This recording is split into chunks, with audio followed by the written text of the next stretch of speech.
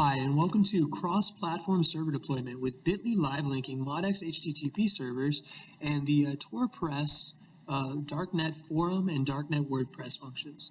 The first thing you're going to need to do, if you usually keep your computer on airplane mode, and if you don't, it's always a good idea when you're not online or running your server to do so, is take your computer off of airplane mode.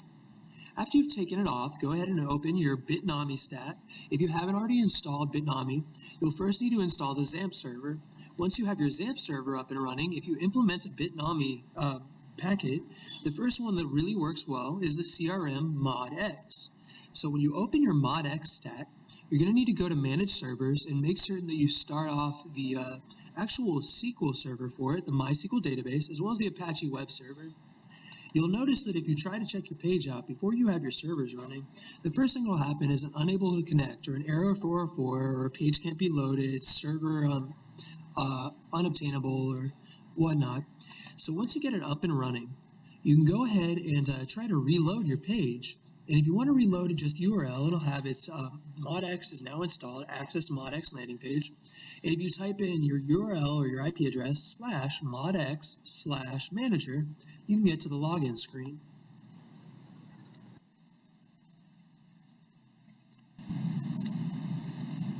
Working with Bitly live linking, you'll find inevitably that it makes it streamlined to keep a live link host between two locations. If you go into your actual file system, go into your XAMPP folder, and go ahead and make your way over to the SQL section for your MySQL data.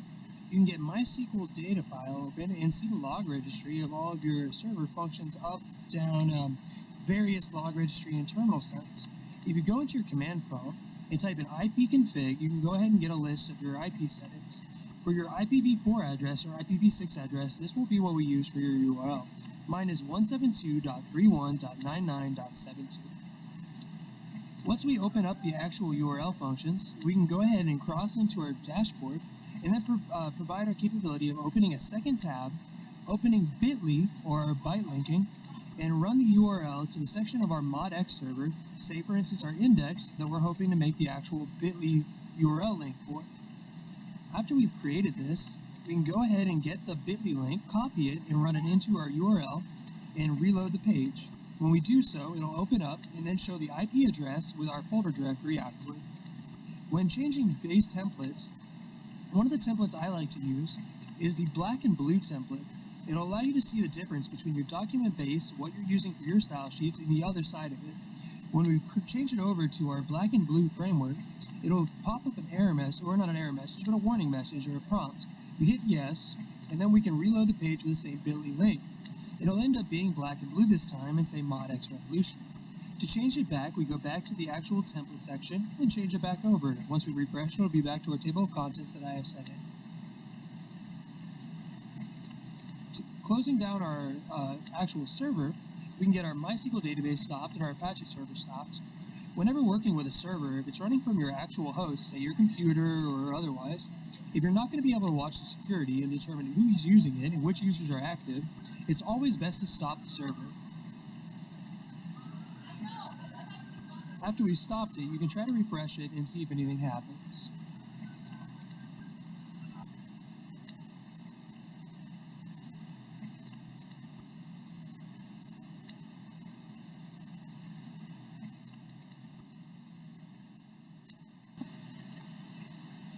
When working with data sheets and links, we can make a CSV to host the data for all of our link functions.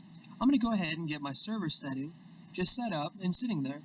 And I have this text file that I've created that down the side of it has the local host on the left side, the URL with the IP address in the center, and then the bit link on the right-hand side. If I scroll down to the bottom of this page, you'll notice that I have the local host address for payment, the actual URL with the IP for payment and its file tree, as well as the Bitly link for the hosted exchange linking and the live linking.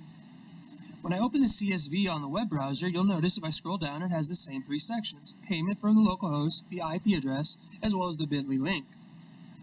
I'm going to go into Google Docs.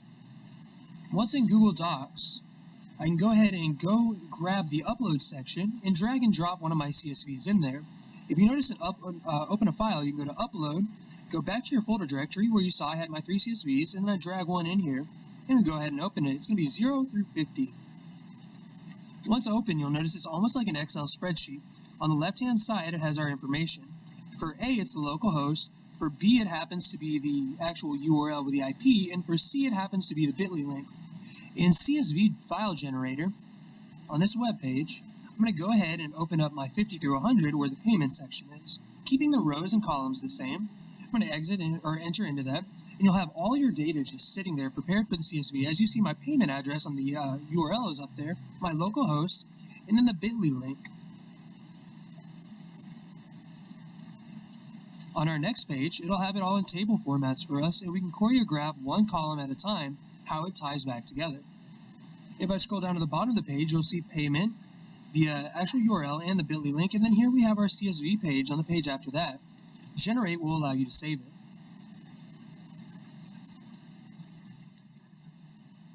Working with CSVs makes it easy to pull out the index of a specific value. It allows us for washing our variables.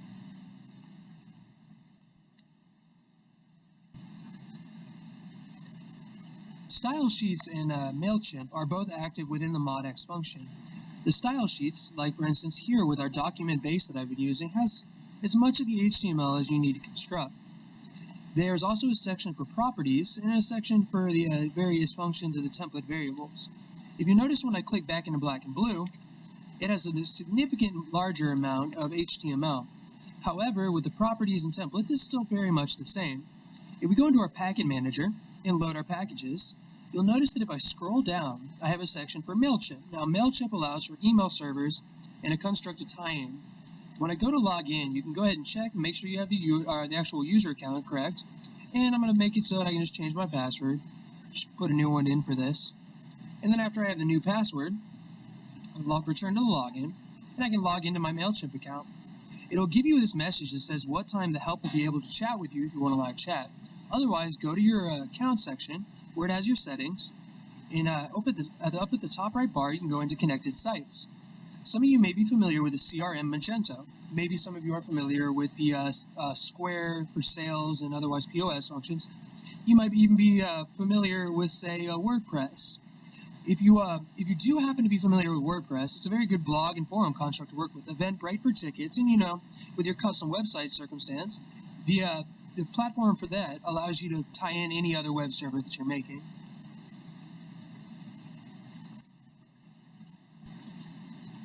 Working with OAuth2 and the bit.ly OAuth service, you can go ahead and tie in an authentication function similar to sign in with Google, sign in with Facebook, and whatnot that's offered on various things.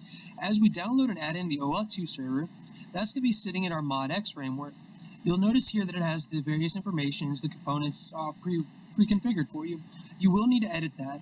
If you have already signed up for OAuth functions on bit.ly, they'll send you an email, and once you get that email, you click the link, and it'll tie over to the bit.ly register OAuth app page. This gives you the information to tie in your application name, the application link, and various functions for your web browser.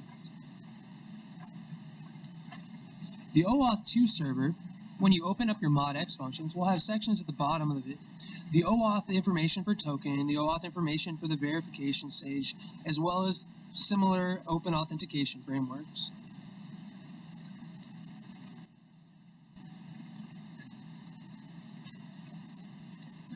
For user groups and user administration on any of our web servers, we'll need to tie in the specific user group controls to say who has which privileges. After we've set up a standard second user group, we can go ahead and begin throwing in excess users.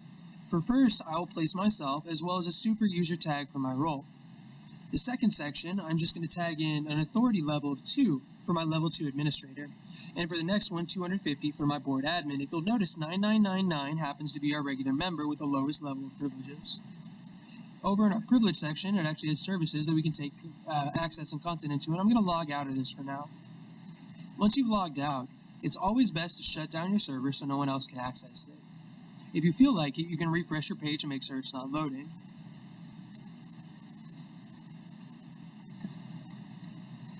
Working with the Ghost blog stack, bit linking and otherwise byte linking live links is pretty much the same handle. You have your IP address, different port here, and when we load it, you'll notice the Ghost blog stack.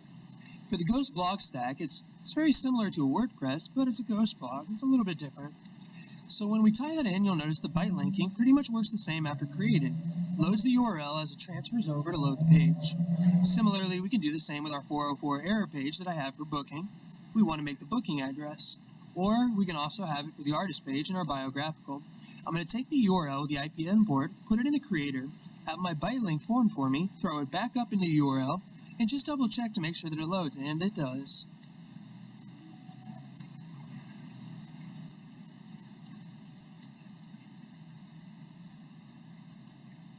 When working with TORpress and a .onion live link, it works very similarly to the way the Ghost blog does. So with Tor, it'll still end up rerouting the actual bit.ly links back to the specific URL you provided. However, the end of the URL is a bit different with the .onion and most of its randomized strings. However, you'll see, just like always, it ends up refreshing it back to the site. To take the URL, throw it into your creator section, and construct the bit.ly address will allow you a safer routing for your URL functions, which on something that's very security-centric like the Onion is a high-quality function for you to maintain with outside link hosting.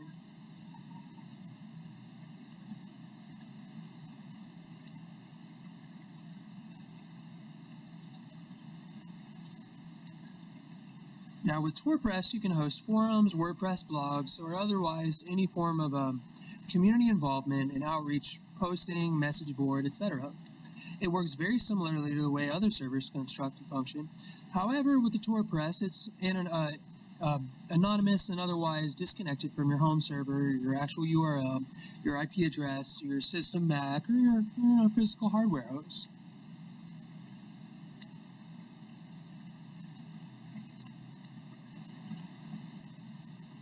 To sign into TORpress, you're going to need a webmail like TORbox. TORbox's squirrel mail I appreciate greatly. It's an anonymous web host, but otherwise, once you're up and running, scroll to the bottom after you've already gotten your message, and it'll have your new TORpress site info, which will give you your username and password. When you go to your TORpress site, at the end of your URLs, put /login. This will open your login PHP, and you can tie in your username and your password on a regular WordPress login page. Once you're in, you'll notice your dashboard is very similar to other server hosts. Now that we're on to functioning in our TORpress site, once you're in your dashboard, you can see that there's a taskbar across the top. Opening the dashboard section, you can go to Posts and have a new post or all your posts. You can edit it by clicking on the post, clicking Edit, and it'll open the actual post itself. When opening this post itself, you can go ahead and tie in a new title, edit the information on the inside, whether or not it's publicly visible or what it links to. Our pages likewise. And then if you go down to the forums, we can go ahead and run a forum section. The greatest thing about TORpress blog is that you can have a forum connected to it, have open conversation. When going into edit forum, it more or less leaves it the way it is. You can tie it to a new parent icon or otherwise publish it. However, if you'd like to open actual section of a new forum posting, you can do so at the bottom or click New. If you click New, it'll open a new forum and not a new forum topic. For the new forum, it'll give us our main base categories or umbrella topics. We can put the new forum name and the information and publish it. However, once inside of our forums, to create a new topic, you just scroll to the bottom, put the topic title. For mine, I'll put New Topic Section. Down in the information, I'll just put Miscellaneous Topic Discussion, a little tagline, and then put the topic tags and go ahead and publish it. Once published, you'll notice that this page opens back up to itself as a new forum. There you have New Topic Section. You have your little forum information with miscellaneous topic discussions, and if we go back, you have it listed in the other forum. New Topic Section right there at the top. One voice, one post. Thank you.